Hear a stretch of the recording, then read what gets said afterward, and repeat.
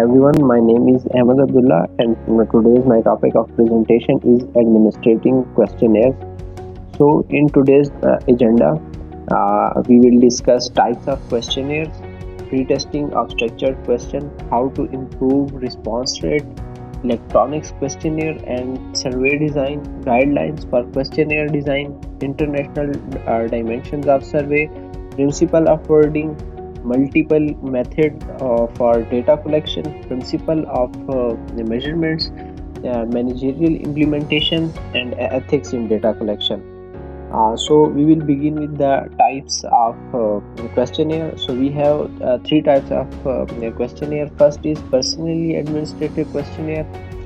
So in personally administrated questionnaire, when the survey is confined to a local area, a good way of collecting data is to personally administrate the questionnaire. The main advantage of this questionnaire is that the researcher or a member of research team can collect the complete response within a short period of time, and there will be no doubts about any confusion because all the data will be collected personally. So second is mail questionnaire. The mail questionnaire is a self-administrated questionnaire that is sent to a responder via the email. The mail has been this method has been the backbone of business research, but with the arrival of internet, mobile, and social media, mail questionnaire has been reduced. Instead of this, online and electronic questionnaires are used today. So electronics and online questionnaire, the distribution of electronic and online questionnaire is easy and fast. All you can have to do is to email the invitation to complete a survey, post a link on a website or a personal blog, and everyone who is interested can fill your questionnaire.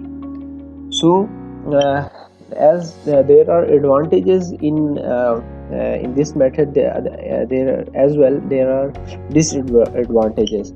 So we will discuss the personally administrated questionnaires advantages, and same for the mail questionnaire, and same for the electronics and online questionnaire. So first we will discuss the advantages of questionnaires. So in personally administrated questionnaires, first advantage is that the doubt can be clarified, less expensive when administered to groups, almost 100% response rate can be assured, and second, it has one disadvantage. Explanation may introduce a bias, take time and effort. So we move to the second questionnaire. Second is mail questionnaire. It has advantage that wide geographical region can be reached.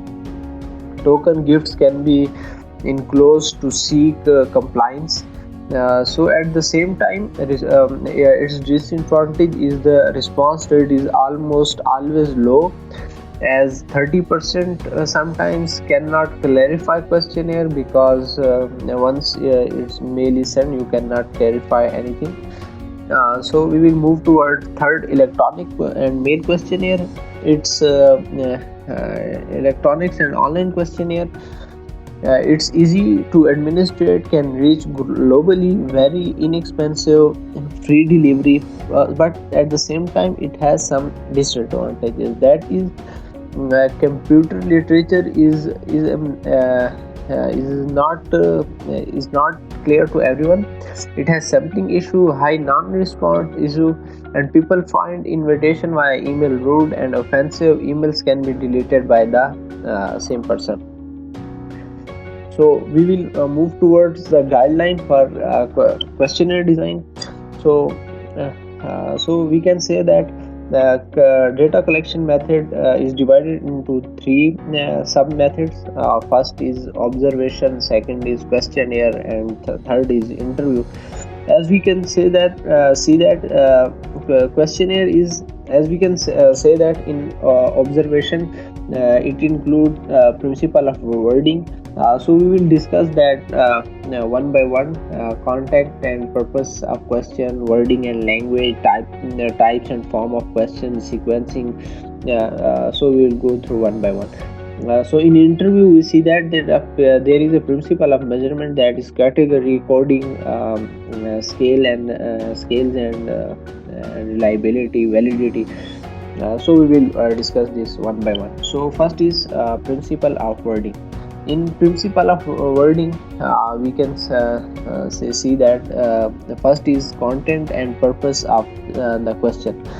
The nature of the variable typed subjective feeling or subjective facts will determine what kind of questions are asked. If the variables typed are of a subjective nature, where responder belief and attitude can be measured, the question should be the dimension or the element of the concept.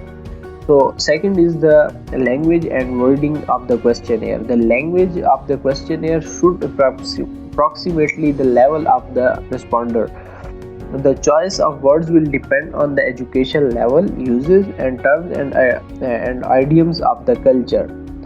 So third is the types of the type and form of the question.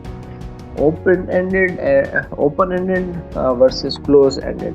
So in open-ended question, it allows responders to answer them in a way they choose. For example, they are not bounded by the questionnaire by the researcher to answer. But in a closed questionnaire, responder will ask to choose among the set of alternatives given by the researcher. So they have to choose only those options which are given by the researcher to them. So we will be now moving towards the sequencing of the question. The sequencing of question is in the questionnaire should be such that responder is led from questionnaire of a general nature to those that are more specified. For example, we can say I have an opportunity to interact with my colleagues during college hour. So we can say that also I have opportunity to interact with my colleague during work hours. First, there is no need to ask the same question in both positive and negative ways. Secondly, if you ask some reason, there should be a need for asking that question. And so last is data classification of data and personal information. Classification data is also known as personal information. This information can be we can say that its age, education level, its maternal state, or their income. Unless absolutely necessary, it is not to ask for the name of the responder. If however the questionnaire has to identify with the responder for any reason, then questionnaire should be named and conducted by the responder's name. So that should be clear to the responder that their name will not be disqualified. So they should not be worried about anything. So moving toward next step, the principle of wording. In the principle of wording, we will discuss the general appearance or the get-up of questionnaire, a good questionnaire, what is a good questionnaire, what is a personal data, and what is the information on income and other sensitive data. So the first is general appearance of the data. So general appearance or get-up of questionnaire. Not only it is important to address issues of wording and measurement in questionnaire design, but it is also necessary to pay attention to how the questionnaire look. An attractive and neat questionnaire will appreciate introduction, instruction, and well-arranged set of questionnaires. Same, what is a good introduction? A proper introduction that clearly discloses the identity of questionnaire and conveys The purpose of the survey is absolutely necessary in this case. So the in personal data, their demographical location, a personal data could be organized in an example that we can. One is asking about your age, your highest completed level of education, your gender, your number of children, and the age of eldest children in your care. So these are sometimes your job satisfaction, your job status, or your present work shift. So these are all types of personal data. Information on income and other sensitive personal data. Although demographic information can be sought either at the beginning or at the end of the questionnaire, information of a very private and personal nature such as income, status of health, and so on, if considered at all necessary for the survey, should be asked at the end of the questionnaire rather than at the beginning. Also, such questions should be clarified by explaining how this information might contribute to your knowledge and problem solving. So it should be very clear at the beginning. So the pre-testing of structured questionnaires. Pre-testing involves the use of small number of responders to test the appropriateness of the question and their comprehension. So we can mail them to any senior member or our teacher to ask about our questionnaire appropriateness, and they can help us. This helps to rectify any inequality before administering the instrument orally or through a questionnaire to respond, and thus reduce bias. So electronic and questionnaires and survey design. Electronic survey design system, for instance, we can say Survey Monkey or Survey Pro or the survey system, any system that we use, which facilitate the preparation and administration of questions, are particularly useful for online survey. Electronic questionnaires are very popular at the moment, also because electronic non-response rate may be also any lower than those for email questionnaire. With the increased computer literacy, we can expect electronic questionnaire administration to keep on going in the future. So international dimensions for the survey. First is special issue in instrumentation for cross-culture research. Second is issue in cross-culture data collection. So special issues in instrumentation for cross-culture research. Certain special issues not to be addressed while designing instrumentation for collecting data from multi countries. Such different languages are spoken. Since different languages are spoken in different countries, it is important to ensure that the translation of your questionnaire to the local language exactly matches the same of their original language. For example, there is an ad, Pepsi come alive with Pepsi generation. So when we translate this phrase into Chinese, it literally means Pepsi brings your ancestor from the grave. So that should be addressed before issuing any type of questionnaire. So second is issues in cross-cultural data collection. At least 3 issues are important for cross-cultural data collection: response, equality, and time. Equality, response, equivalence, time of data collection, and the status of the individual collecting the data. Response equivalence is ensured by adopting uniform data collection procedure in different cultures. Moving towards the next review of the advantages and disadvantages of different data collection methods and when to use each. So first is face-to-face interview. Second is personally telephonic interview. Third is observational studies. Fourth is personally administrating questionnaire, and last is electronic questionnaire. So first we have to in face-to-face interview. It has an advantage of providing rich data from the opportunity. Face-to-face interview provide rich data, offer the opportunity to establish the reports with the interviewers and help explore and understand complex issues. So second is telephonic interview.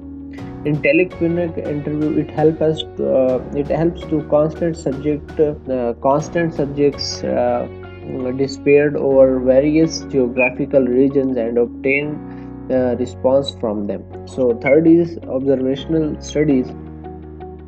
In observational studies help us to comprehend complex issues through direct observation. So fourth is personally administrated questionnaires. Personally administration questionnaires to group of individual help establish a report with the responder while introducing the survey. Second advantage is providing clarification sought by responder on the spot, and third is collecting the questionnaire immediately after they are completed, so their response rate is 100%. So in electronic questionnaires, our advantage is when responder to make question have to be obtained from the sample that is geographically dispersed. So it is difficult or not possible to conduct telephonic interview without much expense. On the negative side, electronic questionnaires usually have a low response rate, and mostly people do not respond to the questionnaires. So moving toward the multiple methods of data collection, almost all data collection methods have some bias associated with them. Collecting data through multi method and from multi sources is helpful for the responders. Likewise, if data obtained from several sources bring a great degree of similarity, we will have a strong conviction in the goodness of the data. Good research entitles collection of the data from multi-source and through multi-data methods. Such research through is more costly and time-consuming. So managerial implementation. In managerial implementation, we see that basic knowledge of characteristics and the advantage and the disadvantage of primary method of data collection help manager to evaluate alternative approach to primary data collection and to understand why a consultant has opened for a certain method or for a collection of data. So it helps the manager actually to understand the method they are going to use for their collection of data. So ethics in data collection. Ethics and the researchers and ethical behavior of the responders. These are the two main important topics of this presentation. So first is ethics and the researcher. The treating the information given by the responder as strictly confidential. So it is important for the researcher to keep all the information given by the researcher confidential. Second is personal information should not be available at any point. So there should be absolutely no misrepresentation of the personal data collected by the responder. So second and last is the ethical behavior of responders. The subject one have experience or choose to participate in the study should should cooperate fully in the task. The responder has also has an obligation to be truthful and honest in the research. Misrepresentation or giving information and giving wrong information knowing it is untrue should be avoided. At the last summary, today we have discussed the compare and contrast different types of questionnaires, then design questionnaire on tape different variables. We discussed the issues related to cross-cultural research. We have also discussed the advantages and disadvantages of various data methods in our survey methods, and demonstrate we have also demonstrated the awareness of the role of the manager in primary data collection. We have also demonstrated questionnaire for the role of ethics in the primary data collection. So thank you so much.